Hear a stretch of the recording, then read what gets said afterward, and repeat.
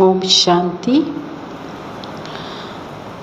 हम सभी को मालूम है कि आज गणेश चतुर्थी का पावन दिवस है। बहुत ही धूमधाम से, बहुत ही उमंग उत्साह से, बहुत ही श्रद्धापूर्वक आज का ये दिन सभी भक्तजन मनाते हैं। श्री गणेश जी का आह्वान करते हैं, उनका स्वागत करते हैं, अभिनंदन करते हैं, क्योंकि गणेश जी को विघ्न विनाशक देवता माना गया है कि सभी विघ्नों को हरने वाले, सभी विघ्नों को दूर करने वाले, सभी विघ्न जो मनुष्य जीवन में आते हैं उनको मिटाने वाले जो देवता हैं वो श्री गणेश जी हैं। इसलिए कोई भी शुभ कार्य जब किया जाता है तो सबसे पहले गणेश वंदना की जाती है, गणेश जी की पूजा की जाती है, उनकी आरती की जाती है। तो प्रश्न उठता है कि गणेश जी का जन्म कैसे हुआ। जैसा कि शास्त्रों में बताया जाता है कि शंकर जी जब बाहर तपस्या के लिए जाने लगे तो उन्होंने गणेश जी को क्रिएट किया, इसलिए कि पार्वती जी पीछे अकेली न रहें, श्री गणेश उनके साथ रहें। तो इस प्रकार बाहर जब गए तपस्या के लिए तो गणेश जी को रचकर वो बाहर गए, परंतु कुछ समय के बाद जब वो वापस लौटे तो कहा जाता है कि पार्वती जी स्नान कर रहे थे और गणेश जी बाहर खड़े थे कि कोई व्यक्ति आ ना जाए। तो शंकर जी जैसे ही बाहर से आए तो उन्होंने अंदर जाने की कोशिश की और गणेश जी ने उनको रोका कि आप अंदर नहीं जा सकते। बार बार कहने पर भी गणेश जी ने जब उनको अंदर नहीं जाने दिया तो शंकर जी कहते हैं कि गुस्से में आ गए और गुस्से में आकर के उन्होंने गणेश जी का सिर, जो भी उनके हाथ में था हथियार, उससे काट दिया, धड़ से अलग कर दिया सिर को। जब पार्वती जी को इस बात का पता चला, शंकर जी अंदर गए तो पार्वती जी ने पूछा, क्या आपको गणेश ने रोका नहीं? तो उन्होंने कहा, नहीं, उसने मुझे बार बार रोका और मेरे बार बार कहने पर भी, मेरी बात ना मानने पर मैंने उसका सिर धड़ से अलग कर दिया। पार्वती जी बहुत इस बात को सुनकर के निराश हुई और उन्होंने कहा, किसी भी हालत में मुझे मेरा बच्चा गणेश जिंदा चाहिए।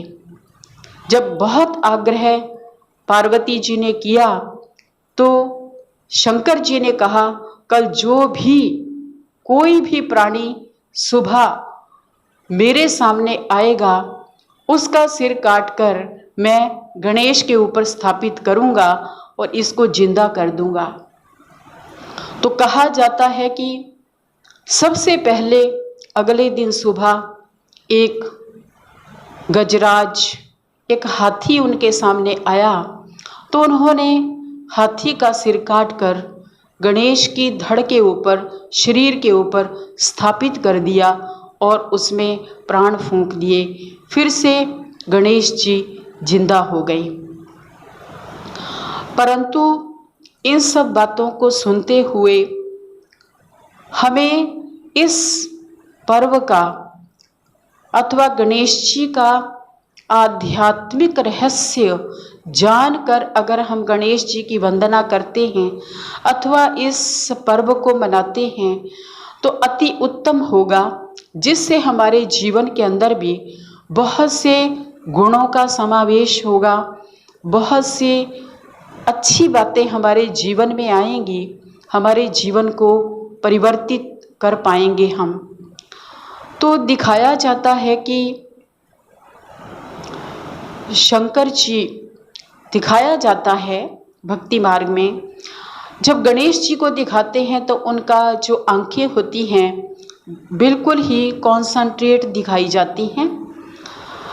तो छोटी छोटी आंखें, उसका भावार्थ ये है कि हमारे वो एकाग्रता का प्रतीक हैं। प्रभु में मन को एकाग्र करना, कॉन्संट्रेट करना, उसकी प्रतीक हैं गणेश जी की छोटी छोटी आंखें। और उनके कान बड़े बड़े सूप की तरह होते हैं, क्योंकि हाथी का जो ऊपर का दिखाया जाता है सिर, तो उस स्वरूप में हम देखते हैं कि कान बड़े बड़े होते हैं सूप जैसे। तो जैसे सूप में जब हम कोई अनाज या वस्तु डालते हैं तो जो व्यर्थ चीज़ है वो बाहर निकल जाती है, और अच्छी अच्छी जो चीज़ होती है वो सूप के अंदर रह जाती है। तो हमारे कान भी हम समझें कि सूप की तरह हैं। बहुत से लोग हमारे सामने आते हैं जीवन में जो कि बहुत ही व्यर्थ बातें हमें सुनाते हैं, लेकिन जब हम समझते हैं कि ये बातें व्यर्थ हैं, ये हमारे किसी काम की नहीं हैं, ये हमारी अवस्था को डगमगा सकती हैं, हमें डाउनफॉल की ओर ले जा सकती हैं, इन इविल बातों को हमें अपने अंदर नहीं जाने देना। तो हम अच्छी अच्छी बातों को ही सिर्फ ग्रहण करते हैं, अपने अंदर जाने देते हैं, और बुरी बातों को हम अपने अंदर नहीं जाने देते। तो उस बात का प्रतीक है जो गणेश जी के बड़े बड़े कान दिखाए जाते हैं। फिर हम देखते हैं कि गणेश जी की जो सूंड होती है वो बड़ी नरम भी होती है और सख्त भी होती है। सख्त इतनी होती है कि कई बार वृक्ष, बड़े बड़े वृक्ष को भी वो अपनी सूंड के द्वारा तोड़ देता है हाथी। लेकिन उसकी इतनी नरम भी सूंड होती है कि वो सामने छोटे से बच्चे को जब देखता है तो अपनी सूंड पर बिठा करके वो अपने ऊपर उस बच्चे को बिठा लेता है।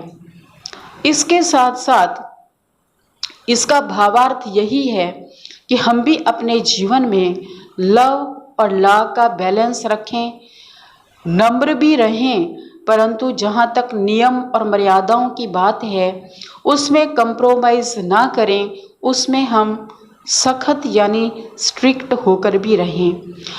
इसके साथ साथ गणेश जी को कहा जाता है एक दंत दयावंत। एक दंत, उनका जो हाथी का जो दांत होता है वो बड़ा ही अमूल्य होता है, बहुत कीमती होता है।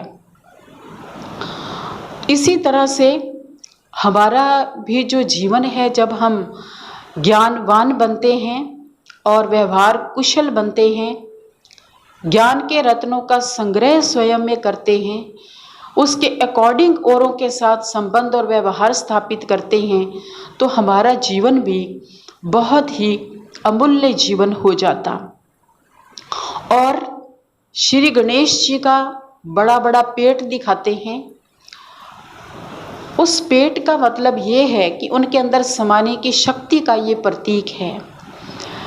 जैसे कई बार कोई व्यक्ति अपने जीवन में कोई बात अपने अंदर समा नहीं सकता है, तो लोग कहते हैं कि इसमें तो जैसे कि इसका तो पेट बहुत छोटा है, ये तो किसी बात को समा ही नहीं सकता, अपने अंदर पचा ही नहीं सकता। कोई भी बात इसको पता चलती है तो बहुत जल्दी जा कर के दूसरों को बता देता है, जो जगह बताने वाली शायद न भी हो, जिस कारण से जीवन में अनेक परिस्थितियां क्रिएट हो सकती हैं। तो इस प्रकार से वो व्यक्ति दूसरों को समाने की शक्ति ना होने के कारण हर बात परिस्थिति, स्थान या व्यक्ति न देखते हुए भी बोल देता है, जिससे अनेक प्रकार के विघ्न जीवन में आ खड़े होते हैं। जिनको सुलटाना कई बार बहुत कठिन हो जाता है। तो हाथी का जो गणेश जी का पेट होता है, उसका मतलब ये होता है कि समाने की शक्ति हमारे जीवन में हो। बहुत सी बातें जीवन में आती हैं, उन सभी बातों को हमें अपने अंदर समाने की क्षमता चाहिए होती है। और फिर गणेश जी का वरद हस्त होता है, इस तरह से सामने हाथ होता है जैसे कि वो वरदानी हाथ होता है।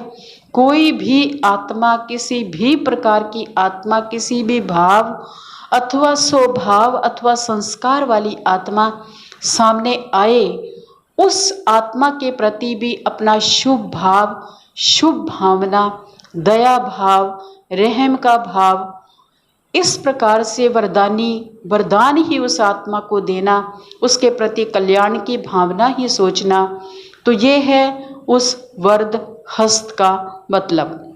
उनके एक हाथ में रस्सी दिखाई जाती है। ये स्नेह की रस्सी होती है। जो भी हमारे संबंध और संपर्क में आत्माएं आती हैं, अगर हमारे मन में सबके प्रति प्यार है, आत्मिक भाव है, सबके प्रति स्नेह है, तो उस स्नेह की रस्सी से अपने संपर्क और संबंध में आने वाली हर आत्मा को अपने प्यार में बांध लेना। जैसे कि कहा जाता है कि भगवान भी भक्तों के, बच्चों के प्यार के बंधन में बंध जाते हैं।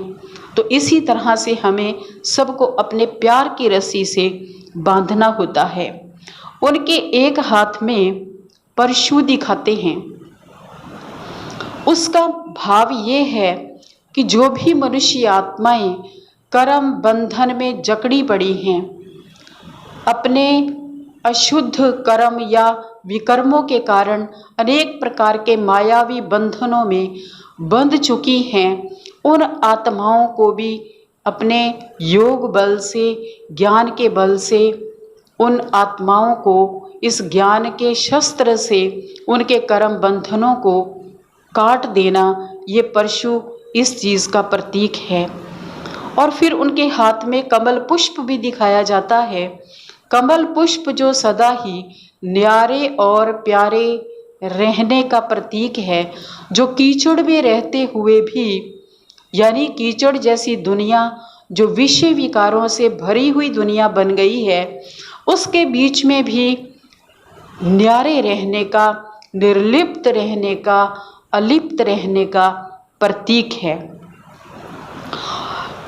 गणेश जी का एक पांव मुड़ा हुआ दिखाते हैं और दूसरा पांव उनका धरती पर लगा हुआ दिखाते हैं। तो जो मुड़ा हुआ पांव है अथवा जो धरती पर लगा हुआ पांव है, मुड़ा हुआ पांव न्यारे रहने का प्रतीक है और धरती पर जो लगा हुआ उनका पांव है वो है डाउन टू अर्थ, यानी हम डाउन टू अर्थ होकर रहें। कितने भी बड़े बन जाएं लेकिन हम धरती से जुड़े रहें, हम डाउन टू अर्थ होकर के रहें। और गणेश जी का जो भोग होता है वो मोदक का भोग होता है, जिसमें नारियल होता है और उसके साथ साथ गुड़ होता है मिक्स। तो नारियल उसमें खुशबू होती है, वो दिव्य गुणों की खुशबू का प्रतीक है, और गुड़ जो है वो मिठास का प्रतीक है।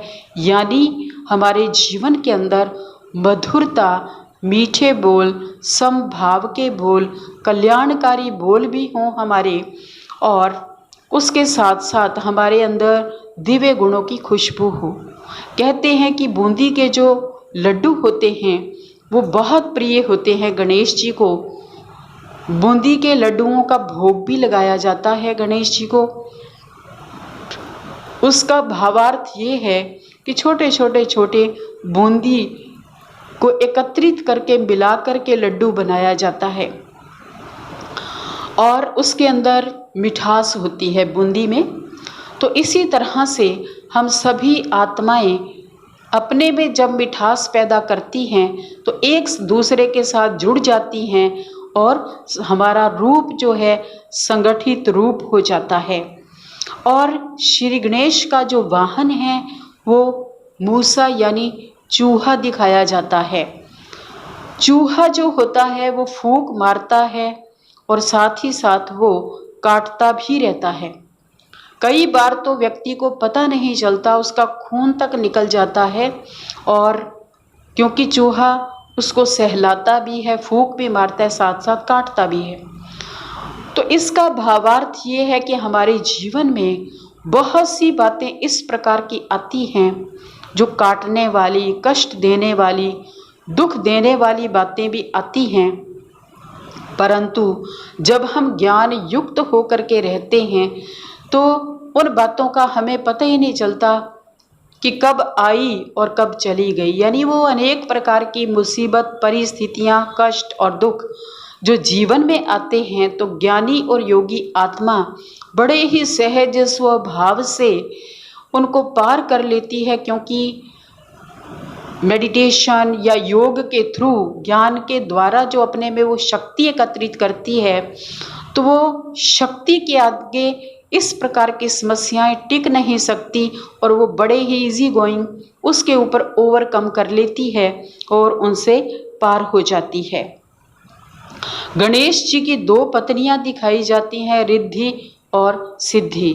सिद्धि का मतलब है सफलता, मोर सक्सेसफुल, और रिद्धि अर्थात जिसको हम कह सकते हैं विधि, यानी कोई भी विधि पूर्वक जब कार्य किया जाता है तो उसमें सिद्धि अवश्य प्राप्त होती है।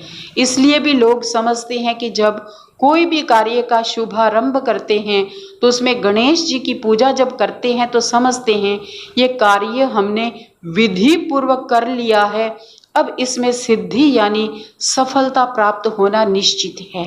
ये एक दो कार्य के लिए बात नहीं है, जीवन में जो भी कार्य हम विधि पूर्वक करते हैं उसमें हमें सिद्धि अर्थात सक्सेस अवश्य प्राप्त होती है। तो गणेश जी को विघ्नहर्ता अथवा गणनायक या विनायक कई उनके नाम लिए जाते हैं, जो कि सभी के सभी उनके नाम एडजेक्टिव हैं, कर्तव्यवाचक हैं, और उनके ये सभी नाम जो हैं वो गुणवाचक नाम हैं। विनायक यानी विनम्र, विनम्र होकर के सबको लीड करना और सबको चलाना, यानी वो इस प्रकार की लीडरशिप करना, लेकिन जीवन में विनम्रता अथवा विनायक बन कर के डाउन टू अर्थ होकर के उस कार्य को करना। तो श्री गणेश जी का जो हम पर्व मनाते हैं, उनकी बहुत सुंदर सुंदर बड़ी बड़ी मूर्तियां बनाते हैं, उनकी पूजा करते हैं, आह्वान करते हैं, वेलकम करते हैं, अनेक प्रकार से इस दिन हम अपनी श्रद्धा उन पर व्यक्त करते हैं। तो कितना ही अच्छा क्यों ना हो कि इन आध्यात्मिक रहस्यों को जानकर, इन सभी बातों को जीवन में समझकर, पहचान कर, मानकर और जानकर, धारण कर अगर हम इस पर्व को मनाएं तो हमारे जीवन के अंदर बहुत बड़ा बदलाव आ सकता है, चेंज आ सकता है, जिससे हम अपने जीवन को बहुत ही सुंदर गुण ग्राह्यता यानी दिव्य गुण संपन्न होकर के सुख शांतिमय अपना भी जीवन जी सकते हैं और औरों का जीवन भी सुंदर बनाने में, सुखमय बनाने में हम सहयोगी बन सकते हैं। तो आप सभी को आज के इस पावन पर्व गणेश चतुर्थी की बहुत बहुत बहुत दिल से हार्दिक शुभकामनाएं और बहुत बहुत मुबारक हो। ओम शांति।